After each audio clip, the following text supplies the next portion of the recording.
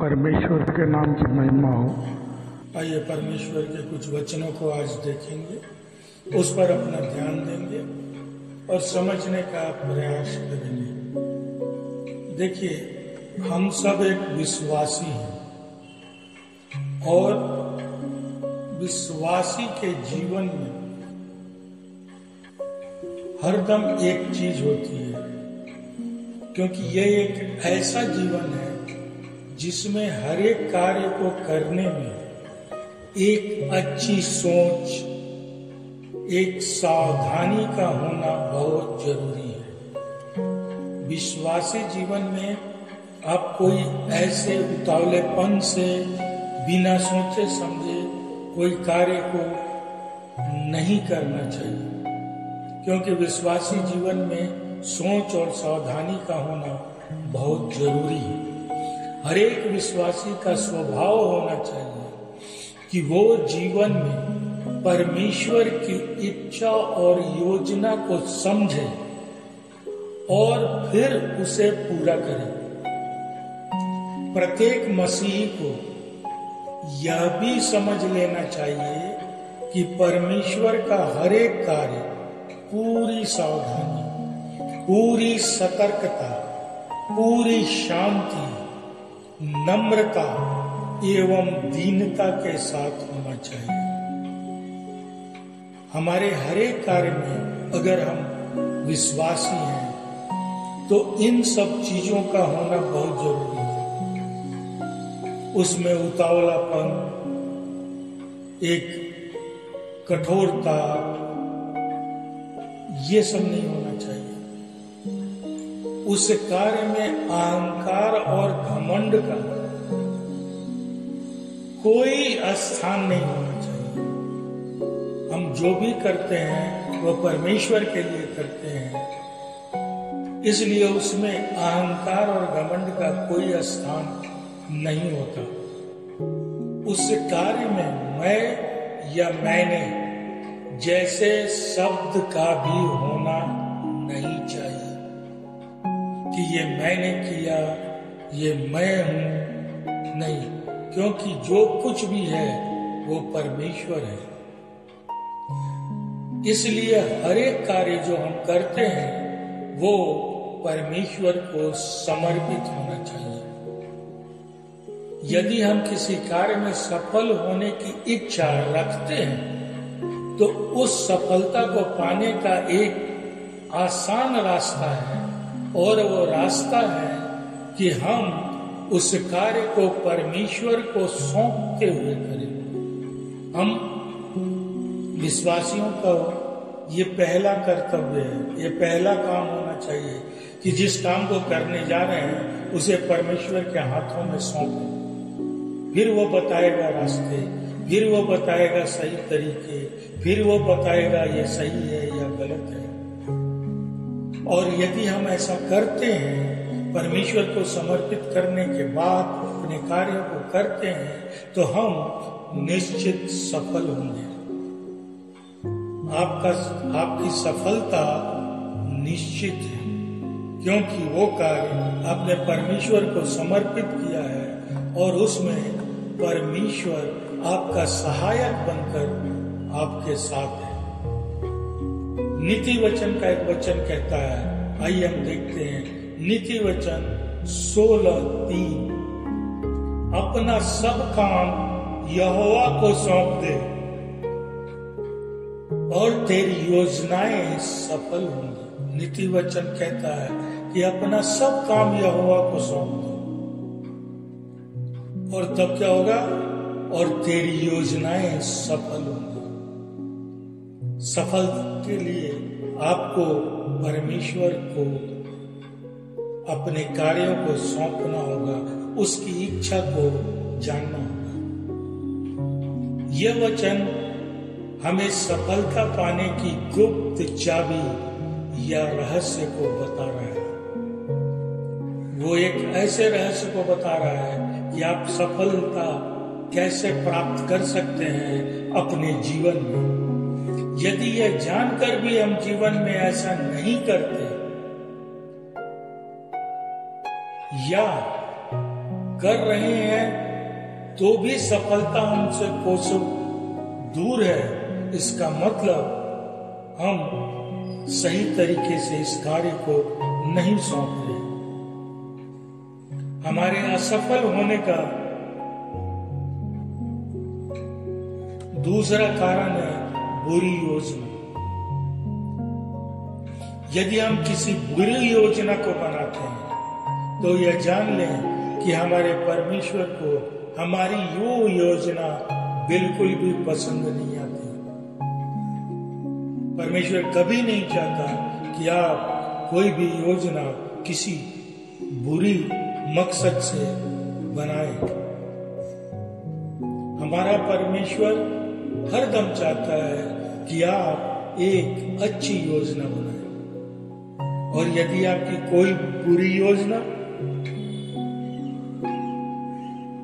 सफल होती है तो इस भ्रम में न रहें कि वो सफलता आपको परमेश्वर की ओर से मिली है, बल्कि यह जानकर तुरंत सचेत हो जाएं कि यह सफलता आपको शैतान की ओर से सिर्फ इसलिए मिली है कि आप उसके जाल में फंस जाएं और प्रभु के मार्ग से भटक कर जीवन में प्रभु से प्राप्त हुई सारी आशीषों को आप खो दें और आपके कदम नरक की ओर बढ़ने लगे, आप स्वर्ग के मार्ग से भटक जाएं। इसलिए जीवन में विश्वासी हमेशा सावधान रहे और गलत योजना न बनाए। आइए एक वचन और देखते हैं, नीति वचन 15:26। क्या कहता है वचन 15:26? नीति वचन, बुरी योजनाएं यहोवा को घृणित लगती है, परंतु मधुर वचन उसके लिए पवित्र होते हैं। क्या कह रहा है कि बुरी योजना परमेश्वर को घृणित लगती है। परमेश्वर बुरी योजना से घृणा करता है, लेकिन आपके मधुर वचन जो आप सही में कार्य करते हैं उसके लिए पवित्र होते हैं। क्योंकि यदि हम बुरी या गलत योजना बनाते हैं तो वो इस बात को भी दिखाता है कि हम विचारों से ही धर्मी नहीं हैं, सिर्फ धर्मी होने का दिखावा भर कर रहे हैं। क्योंकि जो धर्मी होगा वो गलत विचारों से दूर होगा। गलत विचार या गलत योजनाएं धर्मियों की पहचान कतई नहीं है, बल्कि यह सब तो एक मजे हुए दुष्ट के गुण हैं और स्वभाव है। प्रत्येक मसीही को विचारों में भी सावधानी रखनी होगी। आपके विचार भी, आपकी योजनाएं भी सब सही होने चाहिए। नीति वचन 12:5 क्या कहता है? धर्मियों के विचार न्याय संगत होते हैं, क्योंकि धर्मियों के जो भी विचार हैं वो न्याय से होते हैं। अन्याय के विचार नहीं आते, परंतु दुष्टों की सम्मति कपटपूर्ण होती है। वचन साफ करता है कि अगर आप गलत सम्मति बना रहे हैं, गलत योजनाएं कर रहे हैं, गलत कुछ विचार कर रहे हैं, तो वो तो दुष्टों के लक्षण हैं। लेकिन धर्मियों के विचार न्याय से होते, बड़े होते हैं। वो जानते हैं कि जो मैं विचार कर रहा हूं वो न्याय के हैं, किसी को हानि पहुंचाने के लिए नहीं। वचन साफ साफ कहता है कि न्याय संगत को के विचारों को रखने वाला ही धर्मी हो सकता है। कपटी विचार तो दुष्ट की पहचान है। इसलिए प्रत्येक विश्वासी सावधान रहे कि कहीं विचारों से गलती न कर बैठे और धर्मी होने की अपनी पहचान को ही खो दे। हर एक विश्वासी की योजना में संयम की झलक होनी चाहिए। उतावलापन भी विश्वासी की पहचान नहीं है। वैसे भी उतावलेपन में गलती होने की संभावना हर समय बनी रहती है। मसीही का गुण हर परिस्थिति, हर कार्य में संयमता को बनाए रखना ही है, न कि उतावलापन। उतावलापन मुश्किलों को जन्म देता है। उतावलेपन में मुश्किलें आ जाती हैं और वचन भी कहता है कि उतावलेपन में न रहे। नीति वचन 21:5 क्या कहता है? परिश्रमों की योजना निसंदेह लाभदायक होती है, परंतु उतावली करने वाला निश्चय ही दरिद्रता में फंस जाता है। जो परिश्रम करते हैं उनकी योजना, क्योंकि वो गलत योजनाएं नहीं बनाते, वो परिश्रम से एक योजना बनाते हैं, कहता वो लाभदायक होती है, परंतु प्रत्येक उतावली करने वाली निश्चय ही दरिद्रता में फंस जाते हैं। जो उतावली करते हैं वो जीवन में दरिद्रता में पड़ जाते हैं। इसलिए हमेशा सचेत रहें और हमेशा एक ऐसी योजना बनाएं जो परिश्रमी योजना हो, न कि एक ऐसी योजना जो बिना सोचे विचारे उतावलेपन में बनाई गई। संयमता सफलता का राज है। सफलता मसीही जीवन की पहचान है। इसलिए आपको संयमी होना है। आप संयम बरतें।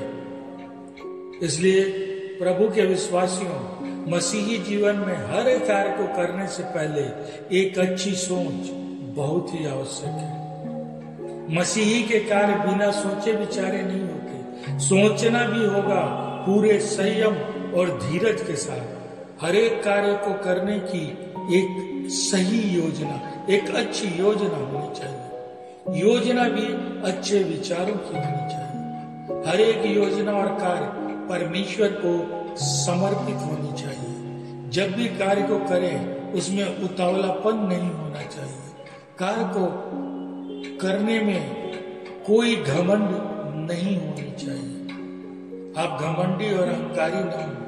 हमेशा परमेश्वर पर भरोसा रखें और अपनी बुद्धि का सहारा न लें। जैसा कि हमने हर एक वचन को पढ़ा, यदि हम जीवन में ऐसा करते हैं तो निश्चय ही हम सफल होंगे, क्योंकि हमारा परमेश्वर तब हमारे साथ होगा। आइए एक वचन और पढ़ते हैं, नीति वचन 28:26।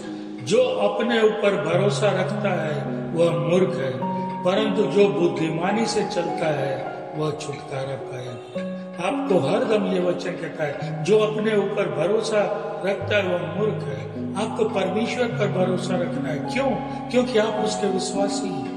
आपके हर कार्य में परमेश्वर का होना आवश्यक है। उसकी इच्छा होनी जरूरी है। उसकी आशीष होनी जरूरी है। उसके मार्ग पर ही चलकर हमें वो कार्य को पूरा करना है। लेकिन अगर हम अपनी बुद्धि से चलते हैं, अपना मार्ग स्वयं चुनते हैं, तो हम मूर्ख हैं, ये वचन कहता है। और जो बुद्धिमानी से चलता है, इसका मतलब क्या है? जो बुद्धिमानी से चलता है वो क्या, कैसे चलता है? वो हर चीज परमेश्वर को समर्पित करता है, परमेश्वर की इच्छा पर चलता है, परमेश्वर के बताए मार्गों पर चलता है, और तब परमेश्वर उसके साथ होता है, उस कार्यों पर आशीष देता है। और तब क्या कहता है? परंतु जो बुद्धिमानी से चलता है वह छुटकारा पाएगा। वो छुटकारा पाएगा क्योंकि परमेश्वर आपके साथ है। इसलिए प्रभु के विश्वासियों, आपके जीवन में मूर्खता कभी जगह न ले पाए और आप सदा प्रभु पर भरोसा रखते हुए बुद्धिमानी से चलें। और ऐसा अगर आप करेंगे तो आप निश्चित सफल होंगे, निश्चित विजयी होंगे। अब करना आपको है कि आप अपने कार्यों को इन बताए हुए वचनों के अनुसार करते हैं या अपनी इच्छा, अपनी मर्जी से करते हैं, अपने बुद्धि, अपनी ज्ञान से करते हैं। और अगर आप ऐसा करते हैं तो आपने वचनों से दोनों का अंतर समझ लिया है कि अगर आप परमेश्वर के साथ चलेंगे तो क्या होगा? अपनी बुद्धि का सहारा लेंगे तो क्या होगा, अब आपका निर्णय है। लेकिन परमेश्वर के सभी विश्वासी जानते हैं कि हमें परमेश्वर की इच्छा पर ही चलना है और अपने जीवन को परमेश्वर की इच्छा पर चलाएं और एक सफल जीवन, एक सफल विश्वासी जीवन जिए। परमेश्वर सबको आशीष दे। आमीन।